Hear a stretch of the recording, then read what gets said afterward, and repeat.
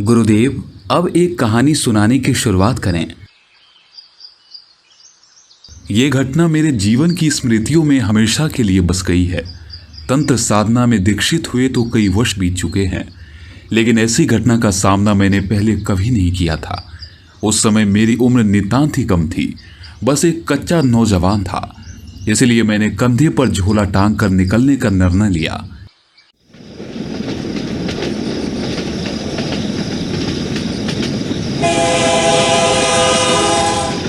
जब train station पर आकर रुकी तब रात के 3:10 हो रहे थे। पूरा स्टेशन अंधकार में डूबा हुआ था।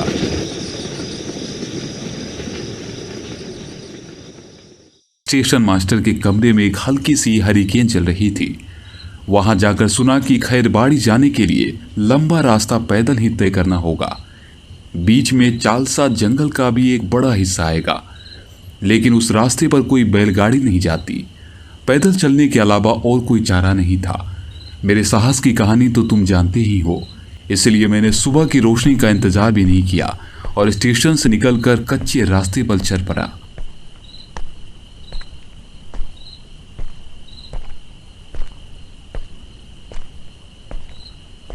रास्ते में नमकीन मिट्टी की गंध बसी हुई थी।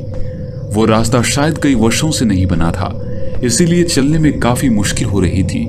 स्टेशन मास्टर ने यह कहकर चेतावनी दी थी कि रास्ते में किसी की आवाज सुनकर जवाब ना दूं, क्योंकि जंगल में माया का प्रभाव होता है। मैंने मन ही मन एक लंबी हंसी हंस दी थी। वो क्या जानता था कि मैं तंत्र सिद्ध साधक हूं। माया मुझे बांध नहीं सकती जब तक कि मैं स्वयं उसकी आवाज का उत्तर न दूं। जंगल में कोहरे से ढके विशाल शाल और सागौन के पेड़ मानो वीर सैनिकों की तरह खड़े थे। अपने 2 हाथों से हरे भरे वन को सुरक्षित रखते हुए मैं थोड़ा और आगे बढ़ा तो अपने कंधे पर किसी का स्पर्श महसूस किया। पीछे मुड़कर देखा तो एक युवती खड़ी थी। उसके खुले काले बाल उसकी पीठ पर बिखरे हुए थे। गांव की बहू या कन्या सूर्यास्त के बाद बाल खुले नहीं रखती, इसलिए कुछ ठीक नहीं लग रहा था। परंतु मैंने उस युवती की आंखों में देखा तो मेरे मन से सभी शंकाएं दूर हो गई। उसकी आंखों में बड़ी माया भरी हुई थी, ऐसी नजरों से झलकती थी उसकी बात। उसने मुझसे कहा, मैं पास ही के गांव में रहती हूँ, आप मुझे मेरे गांव पहुंचा देंगे?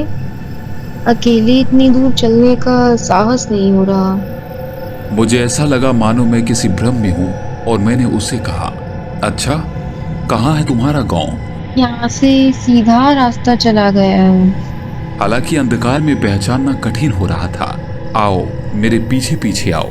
मैं आगे बढ़ता जा रहा हूँ और स्पष्ट रूप से समझ पा रहा हूँ कि लड़की भी मेरे पीछे चल रही है। उस दिन पूर्णिमा की रात थी और आकाश पूरी तरह से साफ था। स्टेशन से बाहर निकलते समय जितना अंधकार लग रहा था, असल में उतना अंधकार नहीं था। चांदनी से सब कुछ हद तक स्पष्ट हो रहा था। अचानक मैंने महसूस किया कि लड़की के कदमों की खुसर फुसर अब सुनाई नहीं दे रही है। कुछ अजीब सा लगने लगा। पीछे मुड़कर देखा तो वहां कोई नहीं था। मैं अकेला गहरे जंगल में खड़ा था। अचानक जैसे कोई भ्रम टूट गया हो। समझ में आया कि मैं अब तक एक ब्रह्म के भीतर था। स्टेशन मास्टर की चेतावनी याद आ गई। इस जंगल में माया होती है। लड़की ने मुझे किस माया के जाल में फंसाया, यह समझने में देरी नहीं लगी। लेकिन सवाल यह था कि इसका कारण क्या हो सकता है। लड़की बेवजह मेरे साथ क्यों रहना चाहती थी? चारों ओर देखकर मैंने पाया कि जंगल की सीमा काफी करीब है। थोड़ी दूर पर छोटे छोटे घर नजर आ रहे थे। मैंने सोचा कि गांव में जाकर पूछता हूं खैरबाड़ी कितनी दूर है।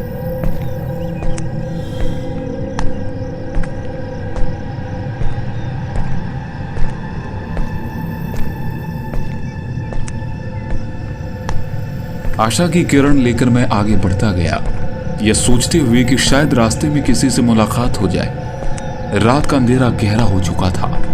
जब मैं जंगल को पार कर खुली जगह में पहुंचा तो एक घर की छोटी सी लौ मेरी आंखों के सामने आई।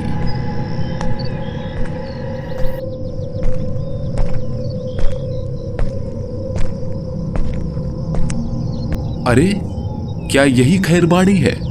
नहीं बाबा ठाकुर, यह खैरबाड़ी नहीं हो सकता। इस तरह की घटनाएं पहले भी हो चुकी है।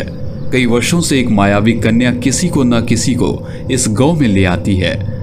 यही सब उसके पाप का फल है। मुझे ऐसा लगने लगा कि इस गांव में कुछ गड़बड़ है। सब कुछ सामान्य नहीं लग रहा था। मैं काफी दूर से आया हूं, रास्ते में एक पल भी विश्राम नहीं किया। क्या आप मुझे अस्थायी आवास प्रदान कर सकते हैं? हाँ, तो आप कौन हैं? ब्राह्मण।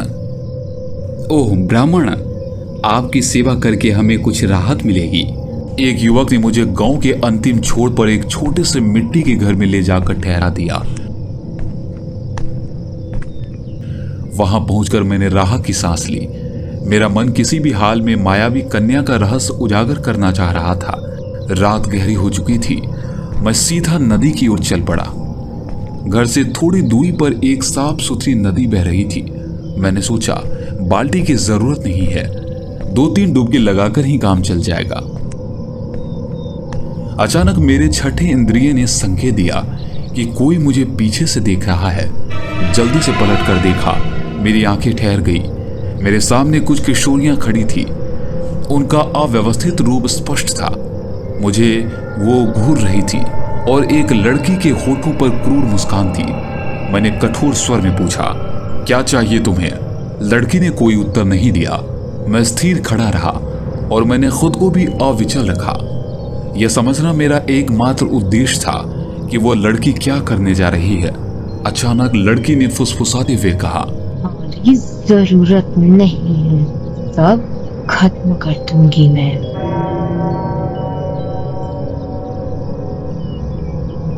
और फिर वो जैसे हवा में विलीन हो गई हो। जैसे मैंने डर महसूस नहीं किया, क्योंकि मैंने पहले भी कई खतरनाक पिशाचों का सामना किया था। हालांकि यह लड़की बार बार मेरे सामने आकर मेरे मन को हिला रही थी। एक तांत्रिक के दिल में कठोरता का आवरण होता है, लेकिन कभी कभी एक मातृ वात्सल्य भी झलकता है। स्नान करके जब मैंने कमरे में वापस कदम रखा, मेरा मन लगातार अशांत हो रहा था। ऐसा लग रहा था कोई मेरे पीछे पीछे घूम रहा है, जैसे वो मुझसे कुछ कहना चाहता हो। मैंने एक दीपक जलाया और काफी देर तक कमरे में शांतिपूर्ण वातावरण बना रहा। यह शांति मुझे अच्छी लग रही थी, लेकिन आज रात मुझे सतर्क रहना होगा। मन में यह अजीब सी भावना थी कि जल्द ही मुझे उर्मिला का सामना करना पड़ेगा। मैं लगभग सो गया था कि अचानक तेज हवा के झोंकों ने मेरी नींद तोड़ी। ठंडी हवा का स्पर्श साफ साफ महसूस हो रहा था और कमरे की रोशनी भी बुझ गई। मेरे पास क्या है यह देखना मुश्किल था, लेकिन मैं पीठ में असहनीय दर्द महसूस कर रहा था, मानो कोई मेरे शरीर में नाखून घुसेड़ रहा हो। अचानक दरवाजे पर किसी ने खटखटाया, लेकिन दरवाजा खोलने की बजाय ऊंचे स्वर में पूछा, कौन है? कोई जवाब न मिलने पर मैंने दरवाजा खोला और देखा कि बाहर कोई नहीं था, लेकिन मैंने स्पष्ट रूप से आघात की आवाजें सुनी थी। तभी अचानक मेरे पीछे से हल्की धक्का लगी। मैंने संज्ञान में लेकर इधर उधर देखा, लेकिन कोई नजर नहीं आया। फिर किसी ने मेरा हाथ पकड़ लिया और मुझे खींचने लगा। मैंने प्रतिरोध नहीं किया। मेरे मन ने कहा कि मैं सही दिशा में जा रहा हूं। धीरे धीरे मैं और वो अदृश्य शक्ति गहरे जंगल में प्रवेश कर गए। अंततः उसने मेरा हाथ छोड़ दिया। चारों ओर नजर डालते हुए मैंने देखा कि यह चालसा का घना जंगल है, जिसमें उर्मिला रहता है। मैंने गंभीर स्वर में पुकारा, उर्मिला बाहर आओ, तुम्हें छिपने का मौका नहीं मिलेगा। मैं यहाँ पूजा की सामग्री के बिना आया हूँ, लेकिन झोले में कुछ आवश्यक वस्तुएं हैं। मैंने सूखे लकड़ी पर आग जलाई और आग की चमक मेरे सामने झिलमिलाने लगी। तभी एक भयानक आकृति मेरे सामने बैठी थी। आग की गर्मी से उसका शरीर सहनशीलता दिखा रहा था। वो सामान्य नहीं लग रहा था। आग में एक चुटकी सी घी डालते ही जैसा लगा। आकृति मरोड़ने लगी। मैंने फिर ससिकता दिखाते हुए सवाल किया, तुम क्या कर रहे हो? मैं वह विधवा थी जिसे सब लोग गांव का कलंक मानते हैं, वही उर्मिला। मन ही मन हंसते हुए मैंने सोचा, आखिरकार मैं उसे पकड़ ही लिया। फिर मैंने ठान लिया कि अब पूरी तरह से स्पष्ट होना पड़ेगा। मैंने कहा, पहले बताओ तुम कौन हो? मैं इजाज हूँ, सिर्फ प्रतिशोध चाहती हूँ, सिर्फ प्रतिशोध। आधी बात से कुछ नहीं होगा, पूरी बात बताओ। तुम कौन हो, तुम्हारी पहचान क्या है और तुम्हें क्या चाहिए? तुम्हें पता है एक विधवा महिला को क्या क्या सहन करना पड़ता है? नहीं पता। मेरे साथ क्या हुआ वो जानने के बाद भी तुम समझ नहीं पाओगे। वो अपनी कहानी सुनाने लगी। मेरे पति की मृत्यु हो चुकी है और मेरे बेटे को भी मुझसे छीन लिया गया। लोगों ने मुझे अपवित्र करार दिया, कहा कि अगर मैं अपनी आवाज उठाऊंगी तो अनर्थ होगा।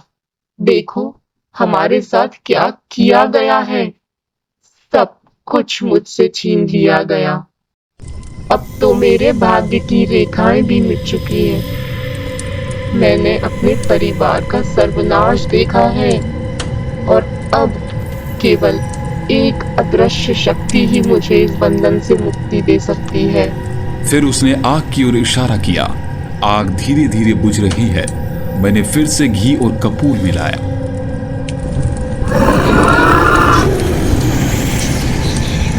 क्या तुम्हें लगता है कि मैं इतनी आसान मौत से बच जाऊंगी? तुमने ना जाने कितने निर्दोष बच्चों की जान ली है। इतनी आसानी से मुक्ति पाने की उम्मीद मत रखो, यह तुम्हारी सबसे बड़ी भूल होगी। उर्मिला आग में तड़पती हुई बोली, जितनी जल्दी हो सके मुझे मुक्ति दिलाओ। मेरे पास कई गर्भवती महिलाएं हैं और तुम्हारे बिना उनका क्या होगा? उसकी बात सुनकर मैं चौंक गया। मेरे सामने और एक जीवन की हानि बर्दाश्त नहीं की जा सकती थी। मैंने दृढ़ निश्चय कर लिया कि मैं इसे होने नहीं दूंगा। अचानक एक भयंकर तूफान उठा। यज्ञ की आग बुझ गई और उर्मिला ने मुझे केवल 2 दिन का समय दिया। अगर इन 2 दिनों में मैं उर्मिला को मुक्ति नहीं दिला सका तो एक नवजात जीवन नष्ट हो जाएगा। उस जीवन को बचाना अब मेरा सबसे बड़ा कर्तव्य था। मैं भारी मन से घर लौट आया और रात भर नींद की कोई झलक भी न मिली, जैसे रात खत्म होने का नाम ही न ले रही हो। मैं जिस उद्देश्य के साथ उत्तर की ओर बढ़ा था वो पूरा नहीं हुआ, या शायद यही मेरी असली मंजिल थी। क्या गोल गांव को काले वायु से बचाना मेरा कार्य था? घर लौटते ही मेरे शरीर में असहजता फैल गई। गले में जैसे कोई कांटा चुभ रहा हो। दिल किसी भी काम में सही से लग नहीं रहा था और पूरा शरीर बेचैन हो रहा था। अब मेरा अगला लक्ष्य बेहद कठिन था। एक लाश पर बैठकर उसे बुलाना पड़ेगा। उस दिन मैंने पूरी तरह से जल से परहेज किया। नदी में जाकर 2 बार डुबकी लगाकर बाहर आया। मन कुछ अच्छा महसूस नहीं कर रहा था, लेकिन किसी तरह अशुद्धि से बचते हुए घर से बाहर निकल आया। रात गहरी हो चुकी थी और मुझे जितना जल्दी हो सके शमशान पहुंचना था। सभी आवश्यक सामग्री लेकर मैं रवाना हो गया। शमशान नदी के पास था और इसके लिए काफी तैयारी की आवश्यकता थी। आज अमावस्या की रात थी और शमशान की अंधियारी छाया ने सब कुछ अपने आवरण में समेट लिया था। हर तरफ गहरा सन्नाटा पसरा हुआ था। कोई जीवित प्राणी नजर नहीं आ रहा था। मैंने अपने चारों ओर एक सुरक्षा घेरे का चिन्ह बनाया और यज्ञ की पवित्र अग्नि प्रज्वलित की। एक पात्र में ढेर सारा तेल और सिंदूर मिलाया ताकि कोई दुष्ट शक्ति मेरे निकट आने की हिम्मत न कर सके। मुझे एहसास था कि यह कार्य सरल नहीं होगा। इसके मार्ग में कई बाधाएं आ सकती थी, लेकिन मैं हर तरह से तैयार था। मेरे मन में दृढ़ निश्चय था कि इस कार्य को अंजाम देना ही है। रात की समाप्ति से पहले एक आवश्यक शक्ति को जागृत करना अनिवार्य था। कार्य कठिनाइयों से भरा था और मेरी धड़कनें तेज होने लगी, लेकिन जैसे ही मैंने मंत्रोच्चार शुरू किया, एक अनजानी शक्ति ने मेरे अंदर घर कर लिया।